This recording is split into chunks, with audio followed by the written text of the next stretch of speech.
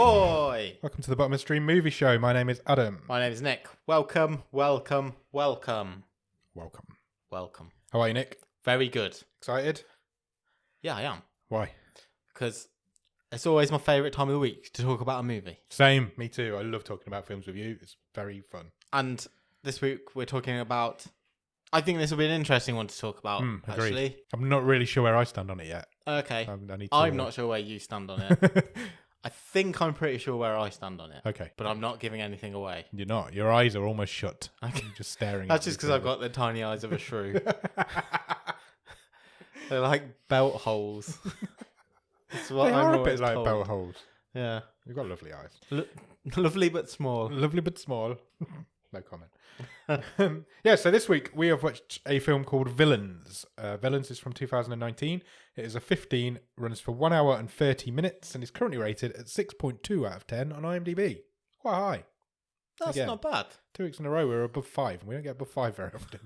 That's our benchmark. 5's the benchmark. This film stars a guy called Bill Skarsgard. He plays a character called Maika. He is the brother of Alexander Skarsgard, who has been on the show 3 times before? Sometimes, and is a member of our Captain's Gallery. He is indeed. Which is our own Hall of Fame type. Staring at him right now over your shoulder. Hall of Fame kind of thing. How many people are in the Captain's Gallery? 4. Can you name them all? Mason Blair. Correct. Alexander Skarsgård. Correct. The lady from the film. The lady from the film. There is a lady. Shannon Purser. Shannon Purser's in there. And also Robbie Amell. Correct. 4 members then. So Bill Skarsgård is Alexander Skarsgård's younger brother. He's most famous. You're going to know him for playing Pennywise in the recent It I do, yes. adaptation. Yep. What did you think of that? I enjoyed the first one. I was less enjoyed the second one. I couldn't agree more. The first one's excellent. The second one is not. I feel 2 long films like that was a stretch. Yeah, agreed. The adult roles weren't cast well either. Yeah. They just went for comedy people, and it just didn't work. Sure. But the kid roles are perfect. All of those kids are amazing in it. All of them. I don't think... I mean, this might be a controversial opinion. For me, it's not right up there as a Stephen King book. Itself, no.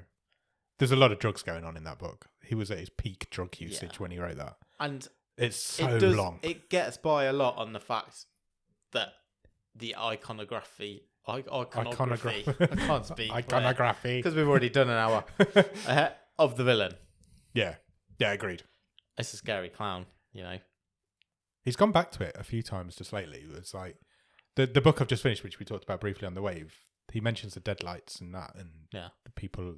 There's a kind of version of Pennywise in that story. So he does go back to the deadlights specifically quite a few times. But I think Pennywise is such an iconic character that you're right, it carries the book a little bit. Yeah. Bill Skarsgård as Pennywise was he was great. Yeah. Spot on. Couldn't be beat. They couldn't have cast that any better. Also stars a lady called Maika Monroe. She plays Jules. We have met Maika Monroe before. Yeah, we have. She was in Tao with Gary Oldman. She loves being stuck in a big old house. She does love being stuck in a big old house. She's probably most famous for It Follows, which is a modern horror film, which is a great horror film. She was in that. She's also in the Independence Day sequel that came out a few years ago. She was pretty good in Tao. Yeah, she was. Tao was fairly, from what I remember, paint by numbers. Yeah. Didn't really do much for me. But she was pretty good in it. Yeah, she was pretty as good. As a sort of damsel in distress. Yeah. Written and directed by a pair of people, Dan Berk and Robert Olsen. Do you recognise those names? I don't think so. We've met them both before. Have we? Yes. Oh, I did not know this. They wrote one of our previous films. They did not direct it together. They always work as a duo. Cool. They together wrote Don't Kill It. Oh, okay. Dolph Lundgren. Wow. Back way back when. Yeah. Early, about the 5th episode we ever did, 5th or 6th. Really early on. I'm genuinely surprised. Yep, they both wrote that together, but they wrote and directed this. Have they done anything else? Yeah, but nothing I'd really heard of. Okay. They've done like 6 or 7 films together. Seems to be like a writing partnership. Okay. But I think this was the first time they directed together. So it's a double director combo. But yeah, they wrote Don't Kill It. Do you have a 1-word review of Villains? I don't really. I've not prepared. Shall I took a drink then while you thought of it, and I wasn't prepared for you to say that, and you spat it all over you. Shall I make one up? Might not be very funny. That's the whole point. That's making me think that you sit for the whole week now trying to I think. do usually. Like every night, sit there, eyes open, staring. But you've not done that this week. No. Okay.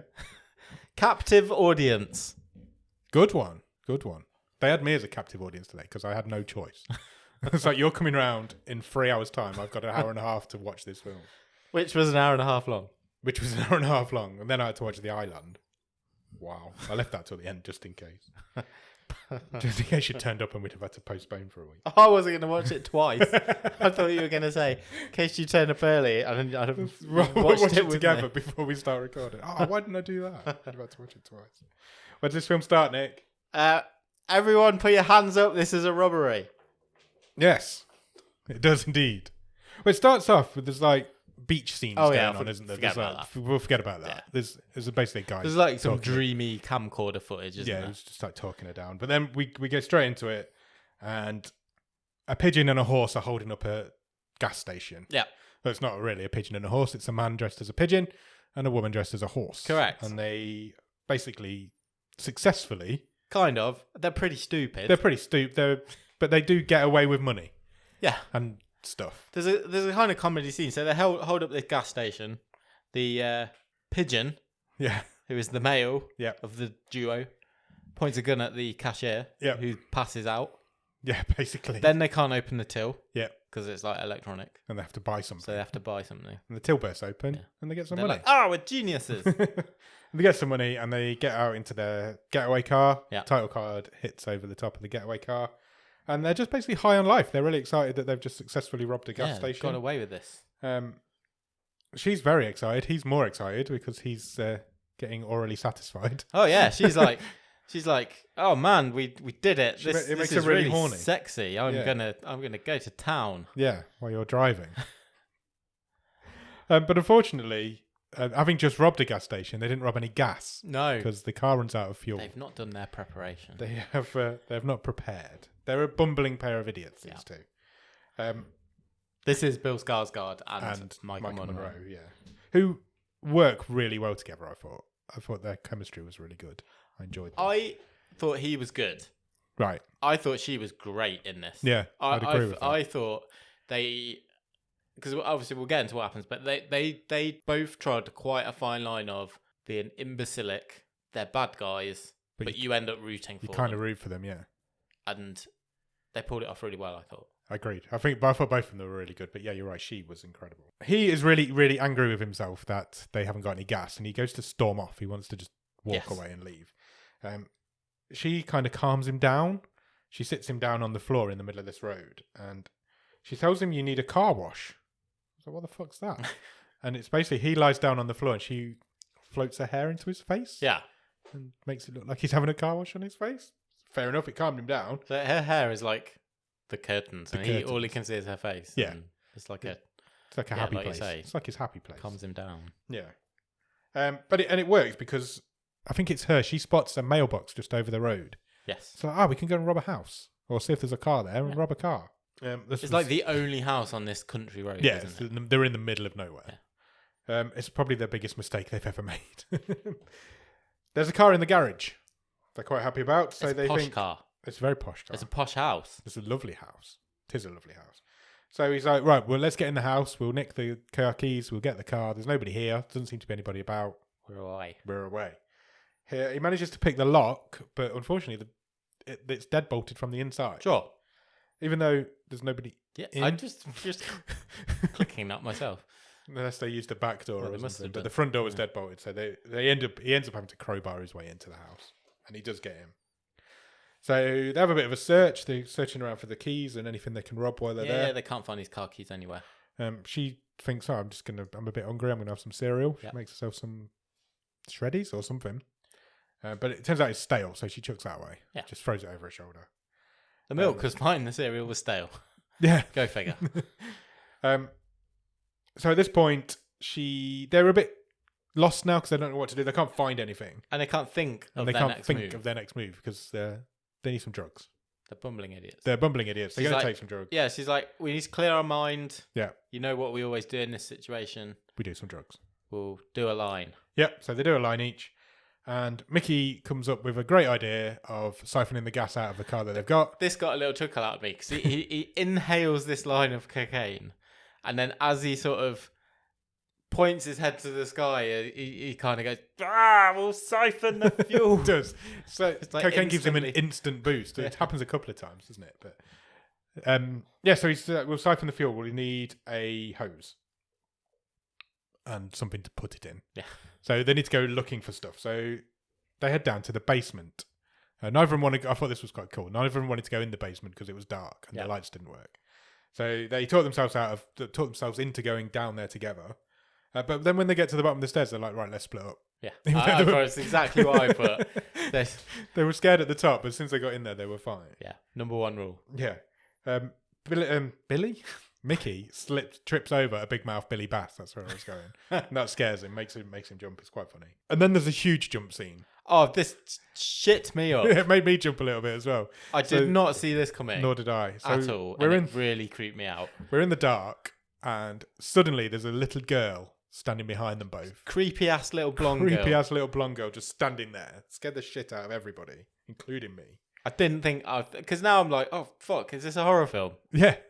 Because I hadn't seen the trailer for this. I had no idea really what I was getting into. And very rarely sometimes we watch the trailer if we've literally no idea. But one of the things that I do love about this show is clearly we're taking stuff that's at the bottom of the stream. Very rarely do we know what we're getting before we start the movie. Like you say, sometimes we might we'll read the synopsis. Check out a trailer. Yeah. But I love the sort of just, I have no idea what I'm getting week to week. Going in all blind. That is part of the thrill of this, definitely. Agreed. And if you watch along with us, you'll get that same thrill. Yeah. As I'm sure the people that do watch along with us will contest in the Discord. Come and join us in the Discord. This little girl isn't a ghost. No, she's real. She's real, and she's also chained up. She is. She's got an ankle chain on. A meaty ankle chain. Yeah. And she's all like dirty. Yeah, she looks like she's been there for quite some time. Dressed in rags. So they start to freak out a little bit because they've now taken on a lot more than they can chew. Jules wants to help. She's like, let's help her out, get her out of here. She's clearly been kidnapped. Mikey just wants to leave. He's like, we've wandered into some weird shit. Yeah. Let's not get involved. Let's just get out of it. Let's just get out. His name's Mickey. Sorry, I keep calling him Mikey. Well, no, he is Mickey, but I think he is called...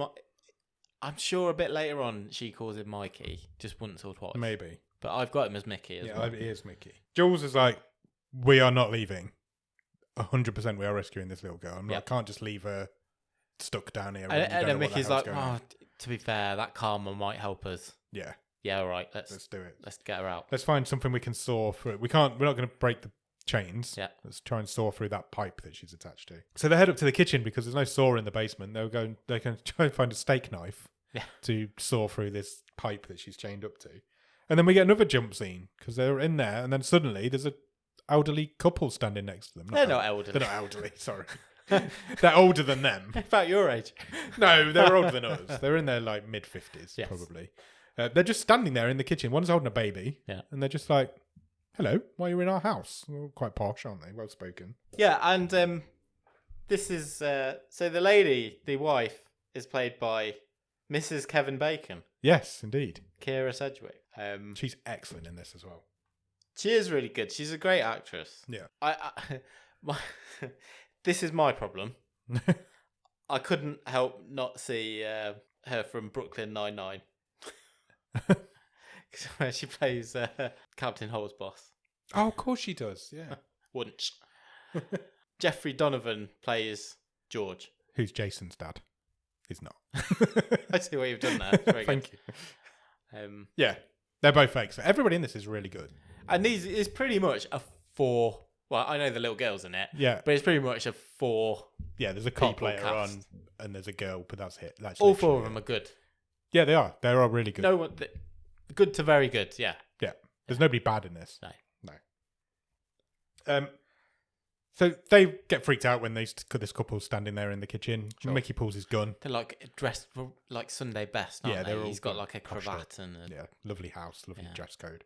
Mickey pulls his gun on them, and he's like, "Is this your house?" And they're like, "Yes." And he's like, "It's yours. You live here. You don't rent it." He's trying to establish that these two are the two that have got the girl changed up in the bedroom, in the basement, and it turns out they have. George explains that it's his daughter. Yeah, he says we're disciplining her. This is her being punished. She's been naughty.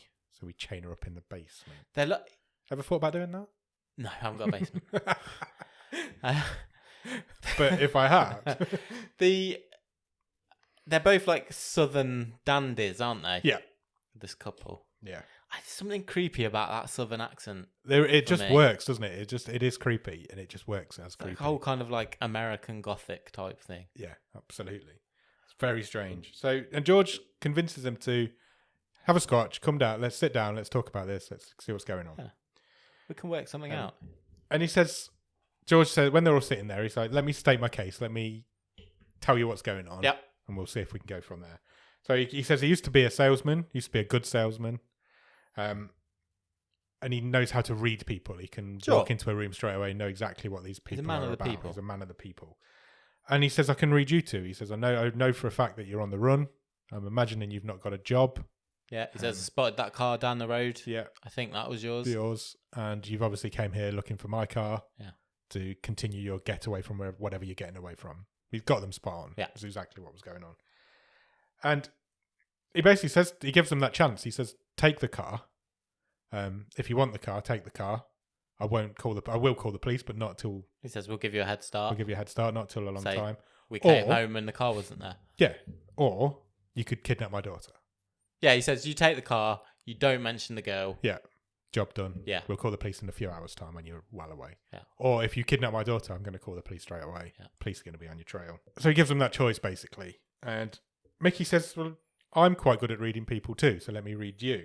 And he basically calls his bluff, doesn't he? He's like, I know for a fact that you've got a young girl chained up in your basement. You're not going to want to get the police involved in anything. I'm taking the girl. And he calls his bluff out. He's like, he does. We're not leaving here without her. So George and Gloria, who's the lady, agree to this. They've got no choice. Yeah, Mickey's the one with the gun. Fine, yeah, you've got his bank to right. You've got his bank to right. Let's go down and unchain the girl. Just before they do that, and they go and like potentially do this hostage release, I guess. Yeah. I thought there's a really interesting line in here, which is then not picked up on through the rest of the film, because I thought this might be an interesting thread, and then it's kind of just left dangling. Right. And Mickey, in a rare moment of like astuteness, is like, this is a really nice house. You've got nice clothes. It looks like you're really rich. Why is all your stuff old? Yeah, he did say that, because they're a really old telly, didn't they? Yeah, and they've got this like push button TV, and the decor's really old. And I'm like, and it just adds to the creepiness. Yeah. I was like, oh, that's interesting. What is the story behind these people? And then we never get... It never really goes anywhere. But it never goes that deep, does it? No. Does it into the character? Because they're kind of stuck in a point in their lives. Yeah. But that's not much of an explanation. I just thought it was interesting. Yeah, I was you're like, oh, that would be a cool thread to pull, and then they don't. No, it's true, they don't. So they go down the basement, they unlock the girl. Jules and Mickey are like, right, let's go, let's get out of here. We've rescued you. The girl doesn't want to go anywhere. She just doesn't move. Yeah, she's completely... almost catatonic, isn't she? Yeah, she's completely nonplussed by it. And then Mickey grabs her and tries to take her. Yeah, he sort of takes her by the hand and tries, well, come with us. She bites him on the hand quite hard. And as she bites him on the hand, George headbutts him. Yeah. And then it kind of cuts to black, doesn't it? Yes. A bit of time passes, I guess. Again, you see some of these dreamy images of Jules above him, and then a bit of beach. Yeah. That sort of thing. He's got this dream, hasn't he? That I don't know if we find out about it later on. Yeah, they want to move to Florida, basically. They want to move to Florida. We'll get to what their business is. Yeah, we will get to what their business is. When he wakes up, he's chained to a bed. Yeah. By his wrists. Gloria is in there with him. Yeah, she's been kind of looking after him. She's trying to seduce him. But she is now, She's being seductive to him. We find out as well that Jules is also chained up in the basement with the girl, who we find out, I don't think she's called Sweetie Pie, but it's the only thing she's referred to as in the whole film. And it's what she's credited as at the end of the film as well. So that's what I've written in my notes. Yeah. Sweetie Pie and Jules are chained up in the basement together now. We go back to the bedroom where Mickey is held. Yeah, we do. Hostage. And Gloria does a strip. She does. She does a strip tease for him. She's trying to turn him on. And it starts weird. Yeah, it does. And it gets really weird. Yeah, it really does. Because, like we said, Kyra Sedgwick's really good in this. Yeah. This is creepy as balls. Yeah, she's so creepy. She plays creepy so well. She's spaced out. yet weird, yet threatening. Yeah. The camera angle as well was from a low down perspective, as if he was looking up at her. Yeah. And it made it look like she was in some sort of weird tunnel. Yeah. And it just looked creepy. It was a really creepy camera angle to go with her creepy vibe. And she does this strip, and then she's like, she wants to be called Mummy. She does. She's really creepy. Yeah. And then she gets really angry. Yeah. Because Mickey does not get a boner. Yeah. He is not turned on by her. She freaks out, and it literally does freak her out. Takes her out of the moment completely. So she starts choking him. And then she just leaves. Yeah. So she has. I think he kind of blacks out again. Yeah, I think he does. Because we cut down to Jules, and she's telling Sweetie Pie the story of when her parents left and what was going on in her life at that time. Yeah, she's like, I didn't know they were leaving. They said that they were going to get a bit of a throwaway apples scene. or something. Yeah, it doesn't really mean anything. No. Then we get cut to the next day. Yeah. It's the following morning. Mickey's still tied up to the bed, and Gloria's with him again, and she's showing him some old photos. Yeah, she's still carrying on this baby that we've seen her with a couple of times. And she tells the story of how her and George met, and this baby that they've had. And she drops in a really weird line because the pictures are really old. Yeah. And she's like, "This is Ethan, our child." And then George and Mickey says, "Well, where's Ethan now?" And he's like, "Well, he's in his cot in his bed." Yeah. But these pictures are like 20 years old. It's bizarre. Some weird shit's going on. I've written, she's mad. Then Mickey calls her bluff a little bit because he says to her, "Come on, mummy." Yeah, he's like, he says, since last night, I can't get you out of my head. It's all right, Kylie. It's like, I'm spellbound. Yeah. Give me one more chance, mummy. I'm definitely cutting that sound piece out. So she starts kissing him and rubbing him and touching him, and he's imagining that it's Jules doing it to him, which I imagine is having the desired effect. Sure, he's trying to, yeah, I don't know, get aroused. Mock boner. Yeah, exactly. Is that a thing? Fake boner. And he manages to trick her into unlocking his handcuffs. Yeah, he's like, I want to touch you.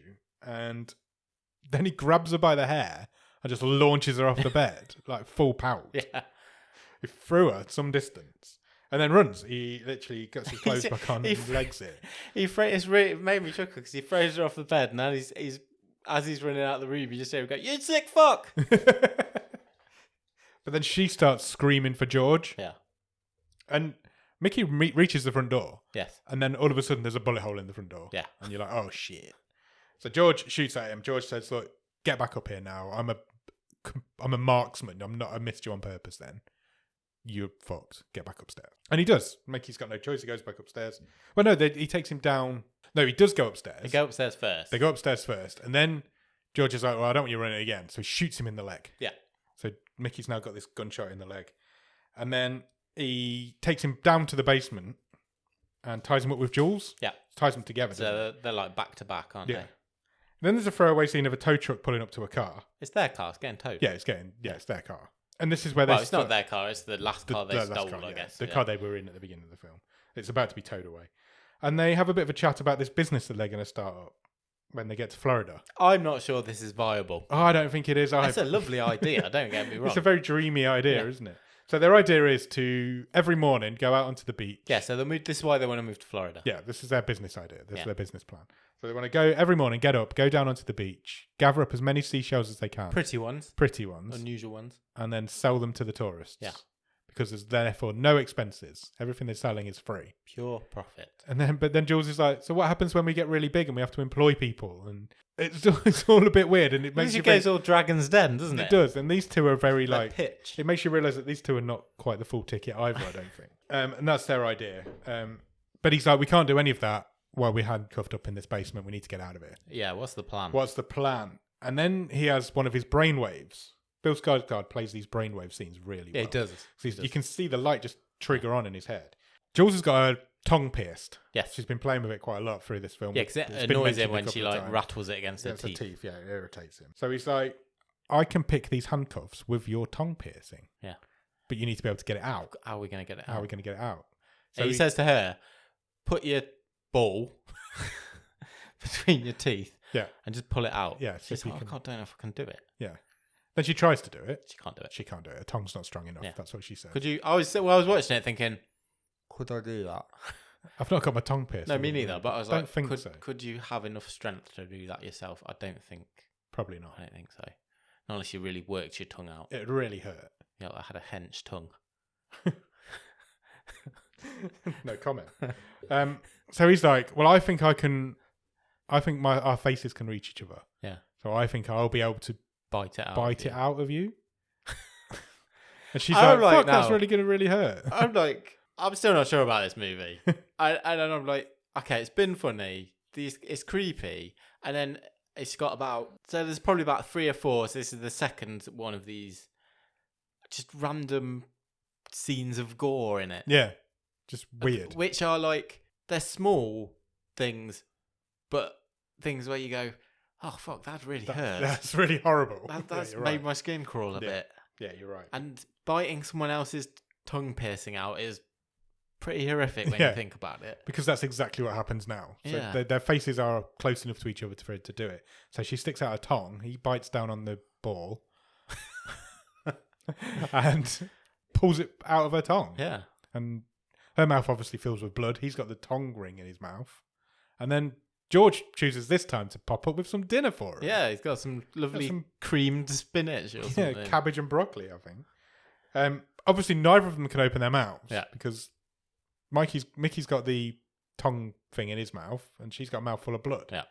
So they both refuse this food. They won't talk. They're just like, And he eventually leaves. As soon as he leaves, she spits this blood all over the floor. He gets the tongue ring out. And he does pick the lock with it. Yeah. But he picks her handcuffs. Yes, because he can't reach his own. own. So she gets free. She tries to break him out of them and breaks the stud in the handcuff lock. Yeah. So he's stuck. He's stuck there now. Then the little girl who was also down there with them, remember they're at another dead end now. Yeah. This is like the 3rd or 4th time in the film. Oh, shit, okay, we've done that, but now what's next? Now what do we do? Because you're still stuck here. She's going to have to do whatever they do next on her own. The little girl points to a laundry chute that's just across the way in the basement. You feel like she has used this before? Yes, maybe. So Jules decides to climb up it, and we get a very weird point of view scene of her. This is quite cool shot. It was quite cool. She would have fell down about 14 times while she was doing it. She has to be strong. But, yeah. Yeah, because she was like shimmying up it, but her hands and legs were never touching it all at the same time. Spider-Manning up. Yeah, so she climbs up it. She manages to get to the upstairs of the house. Yeah. So she's gone up 2 stories in this tube. And she gets into the baby's bedroom. Yeah. Little Ethan's bedroom. He's in his cot. He's in his cot. Yeah. So she picks up this baby. It's not a baby. It's like a porcelain creepy porcelain doll. Cut back to George. George has discovered that Jules is no longer in the basement, so he's beating on Mickey. Yeah. Try and find out what's going on.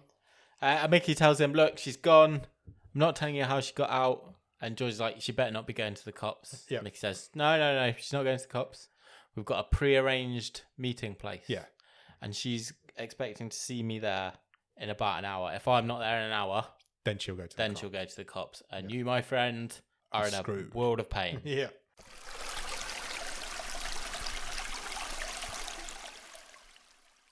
Meanwhile, Jules is still upstairs holding this baby. Gloria comes in. Jules manages to hide in the wardrobe quickly. Yep. Gloria's doing freaky baby mummy stuff with this little doll. And she obviously thinks it's a real baby. So George relents. George is like, okay, I've got no choice again. You've beat me again. I'm going to let you leave. So he takes him to the front door. Mickey makes it to the front door. Opens the front door. Again, he opens the front door this time. So he gets so close every time. And then Jules thinks that Mickey's about to be killed because of the wording that was used. There was another creepy bit, wasn't there, where she was in the closet and Gloria was outside. Yeah. And she just turned and she was about to notice her. Yeah. And then George called her downstairs. So Gloria heads downstairs. Jules is still upstairs, but she thinks that they're about to kill Mickey. Yeah. Because there's some wording that was used that they were letting him leave. Still got the gun pointed at him. Like he was going to shoot him. Yeah. So she storms out onto the landing and she's like, "Don't kill him!" And she holds the porcelain baby Ethan over the edge, over the balcony. Gloria freaks out. Oh yeah, George, she's going loco at this point. George knows that it's not a real baby, so he's not that bothered. No, he's like, you nearly got out. Yeah. He's so close and yet so far. Yeah. Whilst he's not looking though, Gloria grabs the gun off George and shoots at Jules. Yep. Who ducks out of the way and drops the porcelain baby over the balcony. Oh, he's in a million pieces. It shatters into a million pieces. Infant death. Instant infant death. Obviously, it was the second worst baby death that we've ever seen in this show. What was the first? Peelers. Yeah. I never saw that. No, that's true. It smashes. Gloria freaks out. She's like, "Oh, I can fix him. She's insane. This woman. Yeah. She's completely batshit. And then in the next scene, they're all sitting down to dinner. Gloria's coping with this. It's an instant cut, isn't it? Instant to like cut. sitting around a dinner table with a feast in front of them. Yeah, Gloria copes with loss and psychosis by cooking. Yeah. We find out that Mickey and Jules are both gaffer taped to chairs. Yeah. And there's a feast in front of them. And they've got their hands free, so they can have some food. George kind of explains what's going on, but we kind of figured it out by now. Gloria always wanted this child. Yeah. They couldn't have children for whatever reason. So he kidnapped one. Yeah. But she sort of fell... She fell apart. She knew that it wasn't her baby. Yeah, she didn't want that kid. She told him to get rid of it. He couldn't do that because it's a kid. So the compromise they came to was, we'll keep it locked up in the basement. He also tells them that, he's not going to kill them. Yeah. He didn't kill the kid. He's not going to kill them. Yeah. They are just going to leave them they're gonna, in the house. Yeah. They're going to leave Mickey and Jules. Yeah. To be found. To be found by the police. At some point. They're going to leave. Start a new life, basically. Yeah. Gloria talks about her mum for a bit and her childhood and how she grew up and how she got this doll for Christmas. But it turns out Jules and Mickey have been drugged. Yeah. They've the shepherd's mashed pie potato was laced with drugs. With drugs. It's like, you didn't really think I was going to not kill you, did you? No, George at this point reveals his real plan. He says, "You're drugged. When you've passed out, I'm going to top you up. It's going to look like you've broken, wrecked the place, couple of junkies, you've OD'd. We're scot-free." Yep, job done. Everybody's happy. Till the doorbell rings. Yes. And it's a cop. Of course it is. It's a nosy cop. He's come looking around. He's going around the neighbourhood canvassing because of this robbery that's happened and this abandoned car that was parked just down the road. Yeah. So he asks George a few questions. George comes up with some excuses, some stories. Basically, the cop's happy. But George, when the cop goes to leave, can't close the front door. Yeah, because the front door's been crowbarred open. The cop eyeballs this and thinks that's a bit sus. I'm going to go in here and have a look. Yeah. So he says to George, "Do you mind if I just come in and have a look around?" As cops do. Goes in and has a look around. Meets Gloria. The Jules and Mickey are no longer at the table. They are not. There's quite a funny scene where she's trying to tell him what she's done with them, whilst the cop's there and they're trying to mouth the words to each other. She's put them in the gym. She's hidden them in the gym. She's trying to do tricep curls. Yeah, to show him where they are. Show George what she's done with them. But he can't understand what's going on. And she's moved them bloody quickly. Yeah. Because she has. Because George is like, "Oh, you're coming in, are you?" Yeah. At the door. So she's managed to manhandle these not dead, but unconscious bodies. Yeah. That were gaffer taped to chairs. Both probably bigger than her. Yeah, definitely both bigger than her. Both gaffer taped to chairs. So she had to undo the gaffer tape, hide that away, get the bodies out, and get rid of their plates. Get rid of all their plates. Get them into the gym. A little bit creative license used there a little bit. Jules wakes up, and these drugs were not as powerful as they thought they were. Obviously. Well, I think the implication being that these two have got quite a high tolerance for drugs. Yes. The cop's still looking around the house. He says, "Can I go down into the basement?" We know the girl's down in the basement. Yeah. He does go down into the basement. George pulls the gun on the cop. The cop can't see from behind. From behind. But then he gets a call over his radio to leave, basically. Yeah, saying, "Well, we've got two suspects. Yeah. Might be that pigeon and that unicorn. Can you come and help us out?" So he's like, "Fair enough. I'm gonna have to go. Nice to meet you." Yeah. Leaves. Enjoy your dinner. He leaves.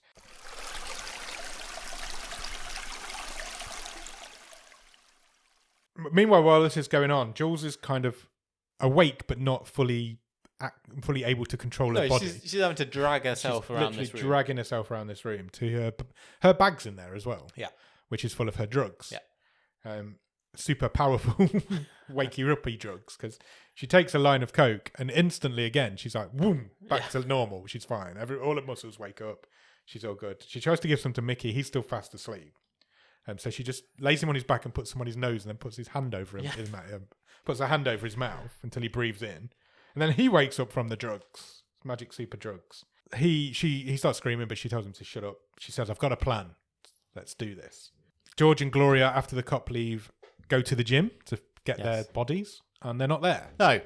What was the significance of the boot in the garden? I think the boot in the garden was because they notice a boot out of the window in the garden. I think that was to say we've left via this window. Oh, do you think that was... Oh, was that supposed to be Mickey's boot? Yeah, I think that was their plan. And he lobbed it out there? Yeah. I totally missed that. Because Jules said she'd got a plan. I think their plan was make them think that we've left by putting a boot out in the garden. Because instantly George and Gloria go outside and run across the estate. But they haven't left. They're still in the house. So they've now got the house to themselves. Yes. Because those two have run off somewhere. They release the girl. They release Sweetie Pie. She won't leave again. She still doesn't want to leave. And George and Gloria start having a row in the middle of this wooded area. The rows are mirrored, aren't they? Yeah. So they're both having the same row at the same time, pretty much. The two couples. Yeah. Gloria wants to go back. She's like, let's just forget them. Let's go back to the house. Well, she's like, and George says, what do you want? She says, I want to start again. Let's just go. Just leave. We'll pack up all our stuff. We'll find another place. Start again. Job done. We'll leave the kid in the basement. Yeah. We'll forget these two ever existed. Job done. Eventually, Jules and Mickey agree to, they convince Sweetie Pie that she needs to go as well. Yeah. So she does. She starts running off. Well, because Mickey apologises to her. Yeah. And then George and Gloria head back to the house. They notice that Sweetie Pie has been missing. She's not there anymore. Yes. She's been released. And also that his car keys are missing. And then you get this really cool scene of George in the basement and he can hear the car start above him. This was pretty tense, I thought. It was really tense. He knew exactly what was going to happen, but it was really tense. And they're all in the car. The three of them are in the car, waiting for the remote control garage door to open. And again, you know what's coming. What's going to be behind this garage door. It happens in every single film ever made. But it didn't make it. Yeah. You'd be disappointed if that didn't happen. Yeah, you would. Exactly. You know what's going. When the garage door's fully open, George is standing there in front of it, holding his gun, pointing it at the car. And he convinces them, he's trying to say to them, look, get out. Let's go back to where we were. Yeah. Get out of the car. You can't leave now anyway. You can't beat me. He said, you can't win. You can't win. You can't beat me. Mickey turns to Jules and says, I fucking love you. You're the best thing that's ever happened to me. Now duck. Yeah. That's the line. I thought this was sweet. I wasn't expecting to get a little punch in the heart. No. And this got me, this did. I've got to say. So she ducks. The little girl ducks. And Mickey floors the accelerator straight through George. Yeah. They pile over him. And then stop because Mickey has been shot. Yeah, like George just 3 or 4 times. Yeah, just before he went down, George unloaded his gun. So George has been run over. We think killed. Mickey dies. On his way out. he's quite rapid. Basically, Jules is trying to sort him out, help him, but he just dies in her arms. And these two are stupid. They are naive. Yeah. But they are likable, and they are. They did love each other. They really did. Everything they did was for each other. Yeah. I know. This got me. Punch. It was a gut punch. We don't see many main characters die in the films that we do. Yeah. It was a bit of a gut punch. Yeah, I was sad. Yeah, me too. Agreed. Thought they were going to get away with it. We didn't get very long to be sad though, did we? No, because this made me jump as well. It really did. It got me. So Jules is sitting on top of Mickey's body. I keep going to call him Bill. That's why I keep stopping.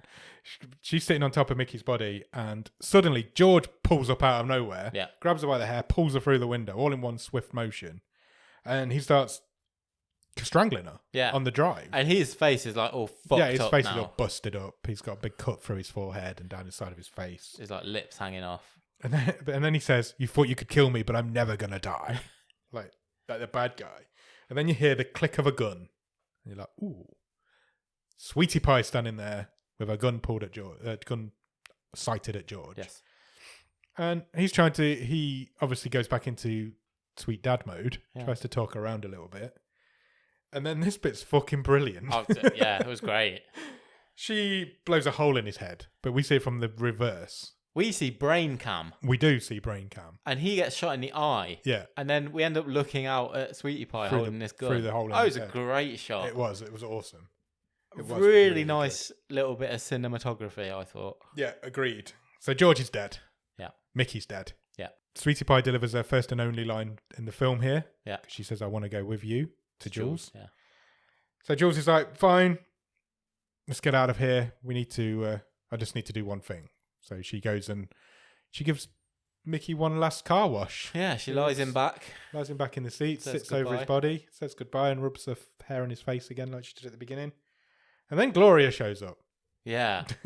She's Gloria, packed. She's packed. She's ready to for a go. road trip. She's not heard any of these gunshots or car crashes that's gone on. When she's now talking to George as if he isn't dead. She sees him. She sees him lying on the floor. And she goes off the reservation. Yeah, she loses it completely. She doesn't see him as a dead person. No. She's just talking to him like she was with a baby earlier. It's really creepy. Yeah, it's fucking well creepy. She's like, "Oh, I'll wait with you. We'll wait just a little bit longer. We'll just wait. We'll just sit here and wait." I was like, "Fuck me." Kyra Sedgwick is awesome in this. Yeah, she is. So creepy. Yeah, proper creepy. Jules grabs the gun when Gloria comes out, but decides to just leave her to it. They're like, "Yeah, she's not. She's not even on this world anymore. Yeah. She's fine." And they walk off together. Jules and Sweetie Pie walk together. A lady in a car comes along eventually. I'll just stop you here, because at this point, my internal monologue was going, this better not be another crazy person that's picking them up. Because I was kind of like, is this going to have a ending I'm going to hate? Sequel tease. Yeah, where they're going to be picked up by another psychopath. Yeah. But it wasn't. No. It was a nice, kindly old lady who said, "Where are you girls going?" And Jules says, "Florida." Yeah. And then we get over the end credits. You see them frolicking on a beach in Florida, collecting seashells. And then they sell shells. They've got a stall. They've got a little stall selling seashells. And then there's a really random animated end credits. Yeah. Which is cool. Yeah, it's cool. But didn't fit in with the... No, it's very out of place. Any theme of the film whatsoever. And that's it. That's the end of the film. Yeah. What do you think? I really enjoyed it. So did I. Like, I properly thought this was so much fun. Agreed. Yeah, I thought... It flew by. It was great fun from start to finish. It was funny. It was heartwarming. It was scary at parts. It was creepy as fuck. Yeah, it was all of that. And I didn't expect. No, I didn't. I didn't expect it to be as creepy. It made me jump twice. Yeah. Which is quite rare. Yeah. I didn't expect it to make me almost shed a tear. Yeah. And I thought it was really funny. Agreed. I think all four of them were really good in it. All four main characters are this is a proper hidden gem. Yeah, it is. It really is. I don't know how it's a hidden gem. Why is Bill Skarsgard's a big name? How's he making films in 2019 that are not being released in cinemas? I would argue that 3 of the 4 of these are yeah. I mean, this isn't a Netflix. Pretty big name. Yeah, I agree. Netflix. This isn't a Netflix original. No, this is a film that Netflix have purchased and put onto their stream. The guy who plays George, Jeffrey Donovan, he's not a big star, but he's one of those faces. Yeah, you know him. Oh, yeah, I think he was in. I always get these mixed up. Not Suits. Mad Men. No, I think it's Burn Notice. Okay. One of these shows. It was like on for 10 years, and he's just. Yeah, he had a face that I knew, but I didn't know what it was from. But he was excellent. He was creepy, but Sedgwick just takes it to another level. Yeah, she does. She really does. Creepy as fuck. Probably one of the creepiest roles I've ever seen. She's just insane. She's batshit crazy. There was a nice bit as well, which this is by the by for anything, but we didn't mention it. So when near the start, when Jules and Mickey first break into the house and they're looking for these car keys and they're turning the place upside down. Yeah. And Mickey accidentally knocks over an old video camera. Yeah. And it's like footage of someone being tortured. Yeah. So my assumption was that George and Gloria had basically done the same thing. This isn't their house. They'd broken in and they've killed whoever's house it was, and have been living there ever since. Yeah, a strong recommend for me. Same. I really enjoy it. This is the sort of film I would have sat and watched on a Saturday night with a pizza and a Magnum and really enjoyed it. Yeah. Freaky, it's funny. It's a bit it's got a bit of everything. Yeah. I strong recommend from myself as well. Yeah. Do you want to try and turn the tide on it? I think I'm not changing too much. No, same. My question is, would you have turned the volume up a bit on everything? Yeah, maybe. Could you go a bit further? Kind of what I was thinking a little bit. Make the creepiness factor a little bit more. Make the humour a little bit more. Still keep the humour. Yeah. But can George and Gloria be even more dangerous? Yeah, probably. I think you could do that. I think it works a little bit as well if he shows a bit more fear of her. George is a little bit... Because he loves her and he's taking care of her. Completely, 100%. But if he's also got that fear of her, that makes her even more creepy. Because she's unstable, but she's not... she's not evil. No, not at all. I don't think. I think he is. Yeah. So he'll do anything that she wants. But he is evil. He's been driven to evilness by his love for her. Yeah. But she's just batshit crazy. And he sees that. And he's out there to protect her at all costs. And she lacks the capacity to tell him anything he's doing is wrong. So they're stuck in like a vicious circle. Yeah, they're stuck in a time loop, which is what this not time loop, time warp, which is what this whole TV was about, I guess. And I think if he's a little bit more fearful of her situation, it makes her creepiness even ramps up her creepiness. And I think I'd have gone a bit more bumbling with one of the main two, gone a bit more humorous. I think that's probably tricky because, you don't want to go too far with it. I think, like I said earlier, they're treading a real fine line of being naive, but still likable. Yeah, you don't want to go too stupid, but I think you could have probably ramped it up slightly. But this film's pretty damn good. There's not a lot I would have changed. I'm just thinking, maybe a bit more money, a bit more confidence. Do you up the couple more set pieces, maybe a bit more horror? Yeah, a bit more gore. Yeah. Because there was some good little set pieces in this, but you probably could have done more with the setting as well. If I'm honest, it's a big house. We don't really see much of it. True. I know. I get that's probably the little girl's a bit down for budget reasons. The little girl's a bit of a MacGuffin as well, isn't she? She didn't really do anything. Yeah, doesn't really need to be there. I see why she's there, but she could have been a bit more. You could have done a bit more with that character. Yeah, maybe. It's probably a bit underused. Cool. But I suppose all in all, there for a movie of this budget, they're reasonably minor complaints. But I think there's something you can build on there. Yeah, this is a strong recommend from both of us. I feel definitely. Do you want to talk stream table? Sure.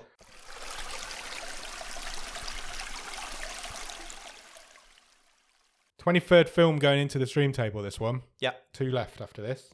Whereabouts am I reading from? Do you want to go? I think it's top half. Yeah, easily. For me. Bullet Head is currently number 10 in the chart. Followed by Urge, then SPF 18, Time Trap, Triple Threat, Shadow of the Moon, All My Friends Are Dead, The Disappearance at Clifton Hill, Deirdre and Laney Rubber Train, and currently at the top of the stream is In the Invisible Guest. Where do we even start with this one? It's not like anything else on that list. I've got a decent idea. Okay. Well, you start us off then and we'll go from there. I was called out a bit in the Discord today. I saw this. Because you don't stand up to me enough, apparently. It was pointed out to me that I didn't stand up enough to you last week regarding The Invisible Guest. Yeah. I thought it was a great film. Yes, it is a great film. But I was wavering about whether it should be top or not. Yeah. Because I liked it, but I wasn't passionate about it. Fair. I thought it was fine. And that's kind of where I was with Deirdre and Laney Rubber Train as well. Yeah. I wasn't being I wasn't trying to roll over. I just didn't care. I wasn't that bothered about the movie. Yeah.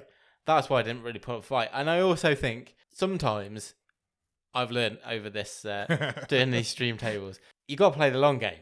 Agreed. And you got to think, I'm probably not going to fight for this one because you never know what's around the corner. With that in mind, I think this is the best film we've seen this season. Ooh, okay. It's definitely the most fun I've had. It's definitely the most fun I've had. Easily. I'd agree with that. It's better than The Invisible Guest, and that's the top of the stream. It's definitely better than Deirdre and Lady Rubber Train. Is it better than The Invisible Guest? For me, it's not really close. Really? Yeah. I just think this had a bit of everything. It did. Yeah, it did. I'm not against putting it at number 1. Good. In the slightest. I'm not at all. If I roll over, am I going to get called out next week? Stop calling us out in the Discord. It's our Discord. Leave us alone. Stop bullying us. No, come and call us out. That's what it's there for. That's absolutely what it's there for. We're never all going to 100% agree on everything. I have no issue with this being top of the stream.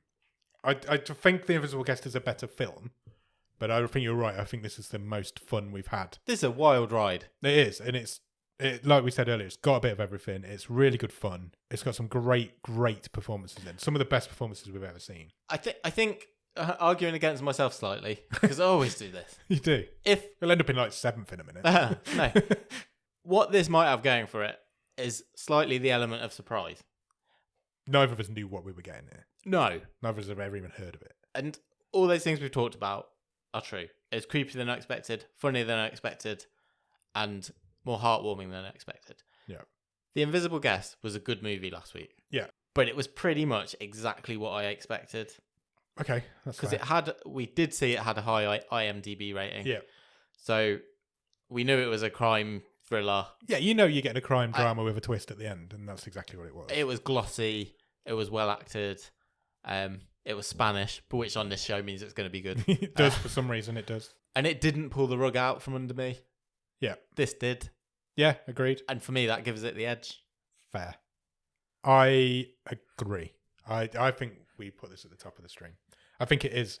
I think The Invisible Guest is a better film, but this one, like you say, this is more of what we're looking for on this show. This is a little hidden gem that nobody's heard of, that is good, fun, and really enjoyable to watch. Yeah. That ultimately, that's what we're here to do. You put this on of a Friday or Saturday night, you're going to come away and go, fuck me, I didn't expect that. Yeah. That same. was good. Agreed. I've had a proper good time watching that. Strong recommend. You watch everyone else going, this film was shit. Fucking idiot. I really enjoyed this. I really enjoyed this as well. And I didn't know if you would because you just got back from holiday. That's the thing. It was like, I don't know if I could be bothered to watch this movie because I've got to watch it. I didn't have that feeling from it. I think if it had been some of the other films we picked this season, I probably would have had that feeling. But even before I started watching this, I was like, I've got a good feeling about this and I'm quite looking forward to watching it. Yeah. So yeah, top of the stream. Wow, Again. there you go. We always said, didn't we, this season is not sewn up. No, not at all. That's the last 2 weeks in a row. Nothing has strode away at the top. No. So it was always there for the taking. We've got 2 chances to beat it. Yeah. And it's possible. It is possible, but this isn't. This is not untouchable. No, it isn't. It's very good, but it is not untouchable. Correct. However, we have one wild card left to play this. Oh yeah, I had slightly forgotten about that. As you will all know if you listen regularly, if you are one of our Patreons, you get a wild card to play, so you can pick the film. Me and Nick also get one. So currently there are 5 wild cards to play in a season. Yes. Jordan Shenton, the other guy from Grief Burrito, who isn't Harrison Wild, he played his wild card at me. Oh, did he? He did. He's the last remaining wild card of the season with 2 films left. Would you just like to remind people what you've done to us this season? At the start of this season, me and Nick both agreed that the wild card race this season should be a race to the bottom of the stream. Try and pick the worst film, and we'll see who picks the worst film. Okay. Since then, Nick's been blaming me for this. However, we did both agree on it. Jordan this week played his wild card and has given us a film that may be a contender. Wild card. It's been on the long list for as long as I can remember, possibly since the beginning. It is a film called Thratstar. Okay. This is the poster. I think it has been on there for a long time. It has been since the very beginning, I believe. I do recognise that thumbnail. Thratstar is a comedy drama set in a frat house. We've already had one of those this season with All of My Friends Are Dead, which was a comedy drama set in a student house. Yeah. That's right at the top of the stream. Well, right up there. That was bonkers, that movie. It was bonkers. That's 5th in the table now. I don't feel like this one's going to be up with the dizzying heights of that. Well, that's the challenge. Would you like to know the synopsis? Yes, please. Thratstar explores the alluring, superficial, manipulative, and dark world of Ivy League fraternity culture. Okay. An insecure, poor, and broken-hearted Nick enters freshman year with no interest in fraternities. This all changes when his old money roommate, Billy, convinces him to pledge. Okay. Currently, it's rated 3.6 out of 10 on IMDb. Ooh. That's low. That's pretty low. It's a low bar. I'm currently winning the wildcard race this season with the Hungover Games, which is currently rooted at the bottom of the table. Yeah. Jordan might have a chance here. The one upside I can see to this film is that it stars Chris Elliott, who you will know as Roland Shit from Schitt's Creek. Oh, really? Yes. I mean, you say it's got a chance, but he's been in some dog shit movies. Films. He really has. Yeah, he's in it alongside loads of young, good-looking, student-y type people. Okay. Yeah. That's the final wild card of the season. All 5 have been played. So we've got this one left, and obviously whatever comes out as the finale. Sure. To try and beat this week's film villains to the top. Okay. I don't think Thratstar's got the balls to do it. I don't think it's got the legs. If it can get to the top, I'd be amazed. But I feel like we'd be talking bottom of the stream next week. Or close to the bottom of the stream next week. Well, that's the goal for this season's wild card. So hopefully the finale will be good, because we need a good film to end on. That's definitely not been the case in past seasons. Very true. So yeah, go out and watch Thratstar, and in the meantime, come and check us out on Instagram, Twitter, and Letterboxd, all the same username at BOTS_podcast. If you want to drop us an email, you can do that at bottomofthestream@gmail.com. If you want to check out the website, The website is bottomofthestream.com. On the website, you'll find every episode we've ever recorded, all 5 season stream tables, loads of other cool stuff, and you can even get some merch if you want to buy a Bottom of the Stream pen. Come and join us on Patreon. Patreon.com/bottom of the stream is where you will find that. On there for a couple of quid every month, you'll get early access to episodes, bonus episodes. Nick writes a newsletter every month. And if you come in at the top level, you'll get a wild card. So you can do what Jordan's just done and make us watch a film for one particular week. And after you've done all that, come and check us out in Discord. We'll have loads of cool chats in there. There's always people to... Taskmaster's about to come back, so the Discord's about to pop off. Because that's all we ever talk about in there. So yeah, come and join us in the Discord. The Discord link will be in the bottom of the show notes. So I just like you've used the phrase pop off. Pop off. Does that mean This things Discord's are going gonna down? pop off. Yeah. Top's coming off this place. Nice. Getting into the frat culture.